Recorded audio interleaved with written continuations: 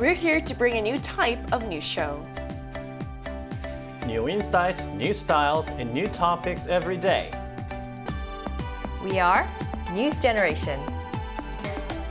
Bringing news just for you is Thursday, August 7th here in Seoul. I'm Lee Soo-jin, and this is News Generation. Joining us today is Ki Kim. Happy Thursday. Happy Thursday, and also Niall's with us. Good morning. Good morning. And both are here to speak on behalf of people in their 20s and 30s.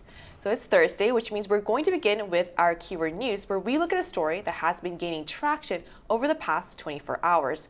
Today's keyword is Los Angeles FC. South Korean soccer icon Heung-min has finalized his move to Major League Soccer team Los Angeles FC. LAFC formally introduced the 33-year-old during a news conference on Wednesday. The announcement comes after he ended his decade-long Premier League career at Tottenham Hotspur's preseason match at the Seoul World Cup Stadium. His transfer fees report the highest in MLS history, breaking the record previously held by Atlanta United. Son is also set to play in his fourth World Cup, which will be held across North America in 2026. So now, what do you think about Son's decision to join Los Angeles FC? You know, there were speculations on whether he would end up in Saudi Arabia, but it seems the consensus amongst football fans is that it is a very wise move on Son's part to be moving to LA. And on a personal note, with the huge population of Koreans and Korean diaspora in Los Angeles, I'm really excited that more people will get to enjoy him and watch him more. And he's given so much joy to the Tottenham fans as well as Koreans, and I'm just looking forward to the continuous excellence in his sportsmanship. So I'm actually not a huge soccer fan. So I was talking to my friend about this, she's from the UK, so she's a huge football fan.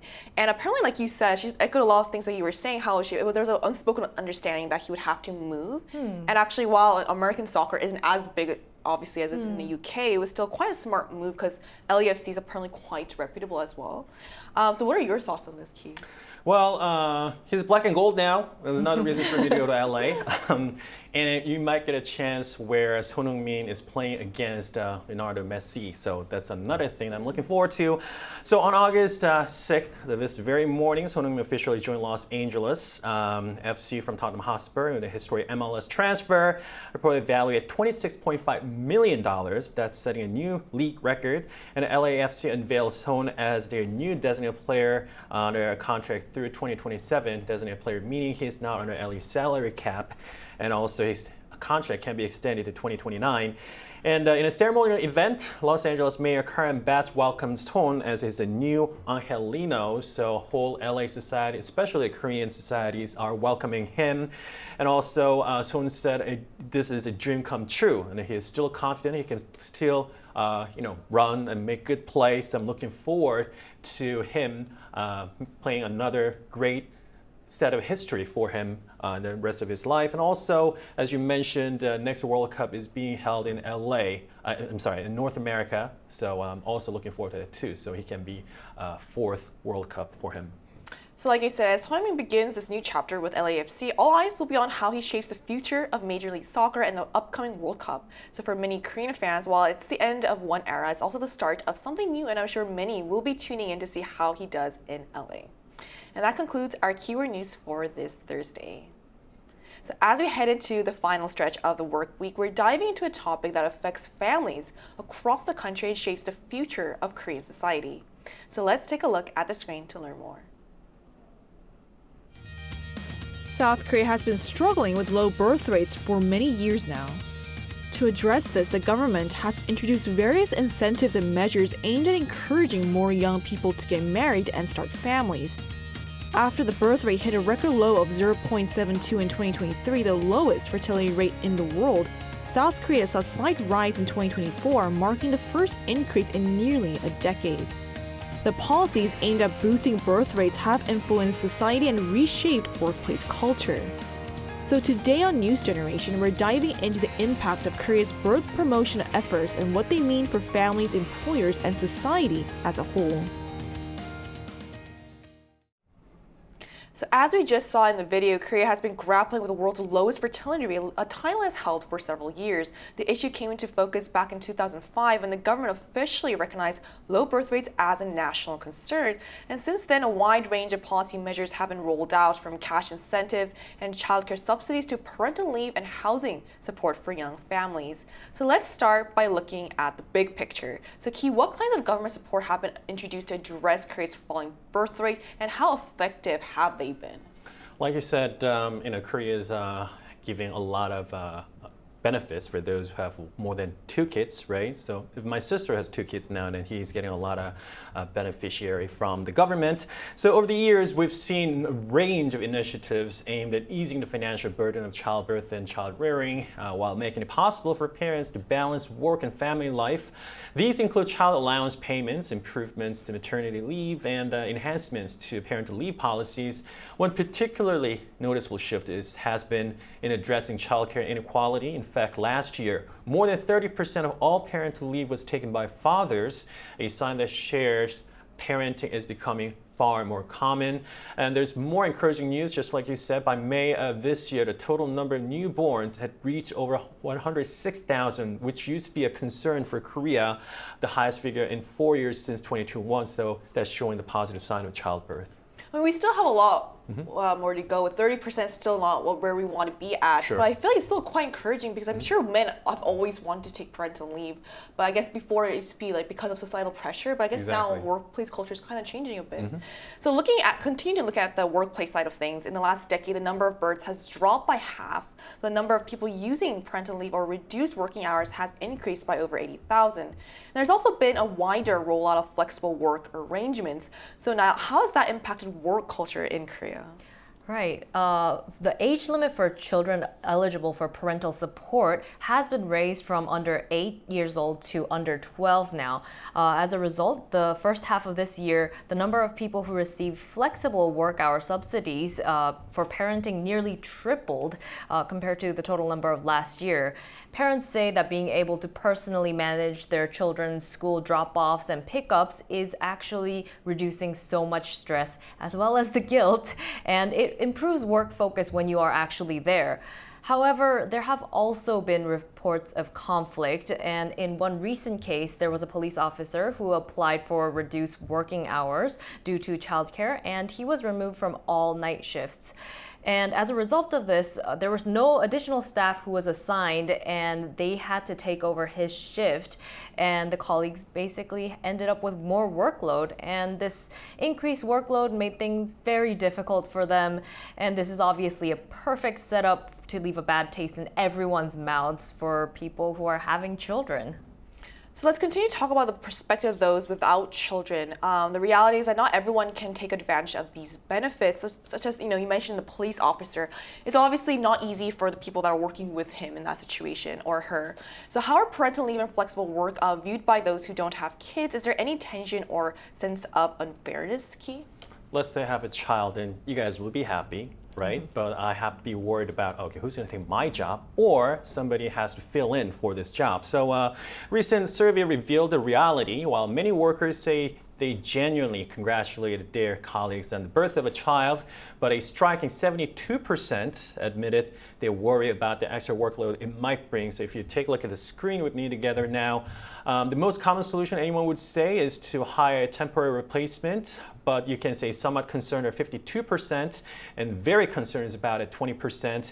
But in reality, filling that gap isn't easy. Certain job types, especially those require special skill sets or those senior positions, are particularly hard to replace, and finding someone available for the exact duration of parental leave can be even trickier. So the same goes for shortened working hours. The logistics are really straightforward. And there's something called a colleague allowance designed to compensate team members who shoulder the extra work. But dividing tasks evenly is almost often impossible. Deciding who actually receives the allowance can be a thorny issue. In many cases, the reality is that the employees take on more work without receiving any additional compensation. So despite all the goodwill, welcoming a coworker's parental leave isn't always easy in practice. And from the perspective of married employees, the fear of burdening their team members can even lead them to hesitate about pregnancy or taking parental leave in the first place, as most of the Korean workplace workplace is dominated by the Confucianism. So like I said before, I feel like it's a very human reaction to feel, stress about the extra workload. Exactly. As well. So there's clearly a wide range of attitudes when it comes to support for parents. So while some people see expanded parental leave and childcare subsidies as necessary steps to tackle the low birth rate, others question whether it's fair for taxpayers to fund what they see as personal life choices. And like we just mentioned, there are also people who worry about how these policies might affect their own workload. So Niall, let's start with you. As someone who recently became a mom, what do you make of this kind of support? Right. I am a mom, and I was actually always on the fence about having children, and I saw my life with or without children, but in the end I made a conscious decision and I planned to have a baby, and now I have a baby. But even when I wasn't married and I was thinking maybe I won't even have children, I was always for supporting people who had children because they are the future of Korea. And for those who are questioning the fairness of the fund being used this way, that's such a simple approach at it. It's not so simple as that because the population decline is such a serious issue here in Korea. Even if you can't feel it right now, it will impact everybody, including whoever's watching. But this does not mean the government can just come up with policies that gives one person's workload to another person for free. And as I said, that leaves a negative image towards those having children. And that's an easy backfire at the birth rate again. And there needs to definitely be fair compensation. I think this is the key thing. And communication for those who are doing the extra work, they need to be able to choose that. Just like hiring someone to cover for maternity leave. While difficult as it is, there needs to be that specific type of support even for people who are filling in the late night shifts, like the police officer that we mentioned. About having children, you said you were on the fence about it. Yes, I was. How do you feel about it now? I think it's not necessarily for everyone, but if you are going to choose to have a child, definitely plan for how you think your life is going to pan out, especially in your career and how that would affect everybody around. And I personally made that choice because I felt like this is what I want to do with my life. So what are your thoughts on this, Ki? I know you also have a son. Sure. Both of us used to be freelancers when my son was just born, and we had to design a schedule each and every week how we would work and when and where. So we really had to plan things out so we can work at the same time, raise the kid. But nowadays my kid goes to kindergarten and the kid's mom has a 9-to-6 job. So it's kind of set for us schedule-wise, and I try to spend a whole weekend with my son.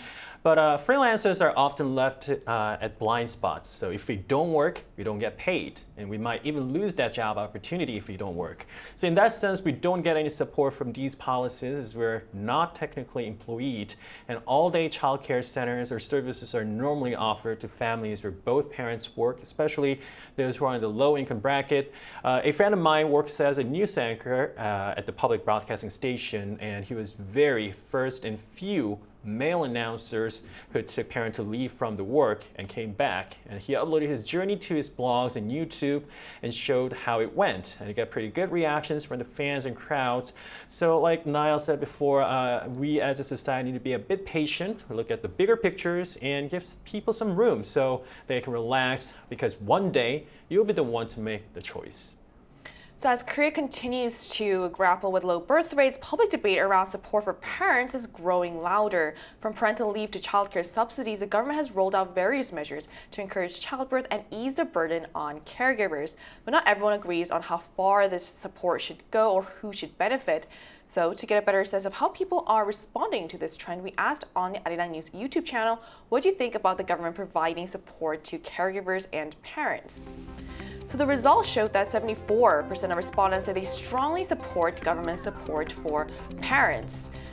Meanwhile, 20% felt such policies are unfair to those without children. The remaining 6% selected other.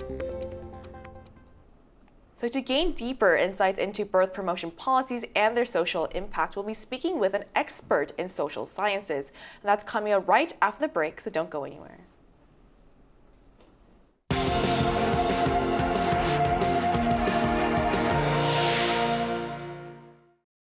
NewsGen wants to hear from you. Go to YouTube and search our channel Arirang News. Click Community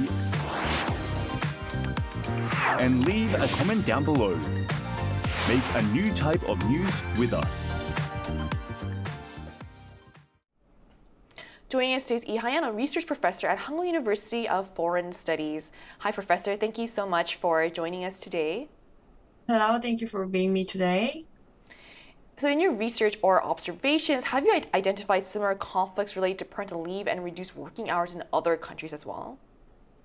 Yes, we are seeing similar patterns across different countries. Japan has this serious issue called marahara, basically harassment of pregnant women at work. In the US, there's no paid parental leave at the federal level, so new parents face enormous pressure to get back to work quickly. On the other hand, Sweden and Norway have minimized these conflicts with high wage replacement rates and government-funded substitute to workers. So the key takeaway is that creating policies isn't enough. You need concrete support that actually reduce the burden on businesses. So, Professor, what strategies or approaches have been effective in resolving these conflicts or issues in other social or workplace contexts? In my opinion, there's three strategies that really stand out. The first one is government support. Funding for temporary staff or tax incentives really helps ease the burden on employers.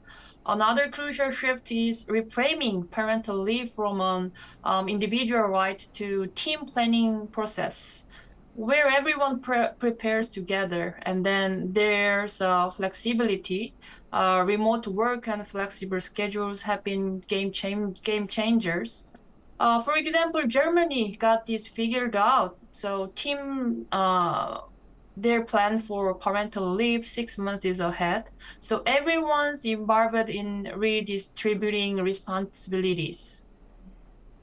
Wow, that's really great to hear. And I guess we're going through this as a country right now in Korea, but from a sociological perspective, do you see such conflicts over birth promotion policies as maybe an inevitable part of societal transition? And what kind of changes do you believe are essential to create that environment where people feel secure and supported enough to have children and raise them?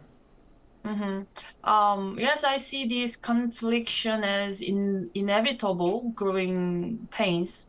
So we are shifting from an individual society to one that values caregiving, and this friction is part of the nature of evolution. But let me be clear about what's at stake here. Without children, our society faces decline. This isn't hyperbole; it's demographic reality. Japan already experiencing this with their aging crisis, and South Korea birth rate is setting us on the same pace. We need to recognize that this will lead to everyone down for economically, socially, and culturally. So what need to change? Well, we have to stop treating children as a private matter. It's a collective responsibility. These aren't just someone's kids. They are our future. So they are society's children, for example. So countries with the highest birth rates, like France and Nordic nations, all shares this philosophy.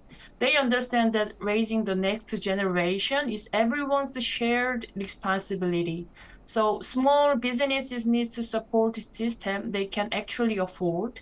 We also need a flexible labor market where taking time for family is seen as a career transition, not a career break.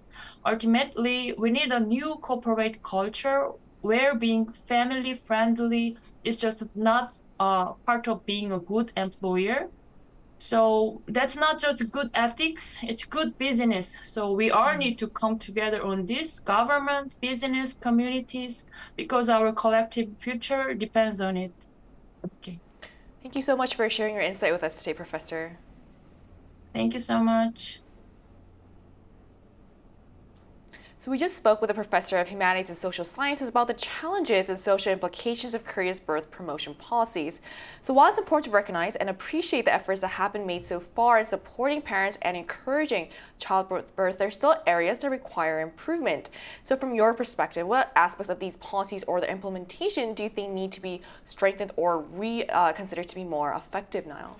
Yeah, one of the reasons that my husband left his full-time job was because he couldn't do flexible working hours because he had a full day of classes that he couldn't just hand off to someone that he was in charge of. And for freelancers, despite having a daily job at one place, we cannot necessarily be guaranteed our position when we take the parental leave or maternity leave. And so when I decide to have another child, I'm risking everything that I have in my career and potentially not getting it back. So I personally think it would be beneficial to expand that access to maternity, paternity leave, and other leaves regardless of the employment type if it's a regular employment, even for freelancers. So would having that guarantee affect your decision to maybe have another kid as well? Oh, I mean, I would have already decided because regardless of that, I think I'm going to choose this because it's worth it in my life. But for others, I think it would help. So what's your take on this, Key? So to break away from the mindset of only those on parental leave get the benefits, while I'm left with the workloads with no sort of any sort of compensation, it's crucial to create a work environment where flexible work arrangements are available to everyone. Equally important is ensuring tangible advantages such as fair financial compensation and positive recognition and performance evaluations for those who take on extra responsibilities. Only then can employees on leave feel comfortable exercising their rights without hesitation or guilt.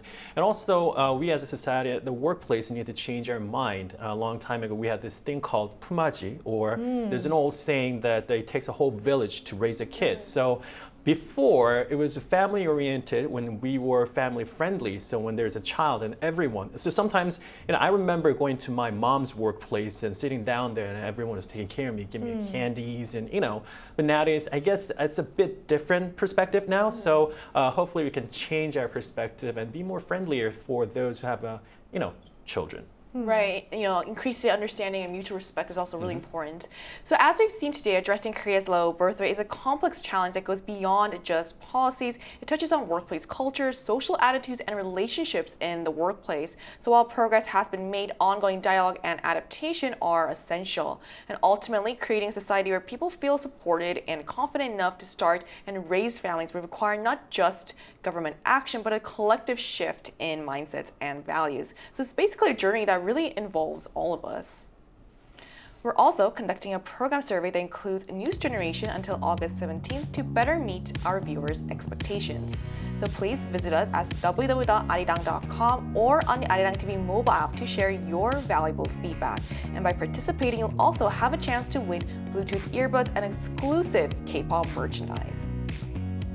This brings us to the end of today's episode of News Generation, but News Gen will be back tomorrow at 10:30 a.m. Korea time. Big thanks to Key. Thank you. Thank you for coming in, and also Niall. No problem. And to all our viewers, thank you so much for watching, and we hope you have the best day. We are News Generation.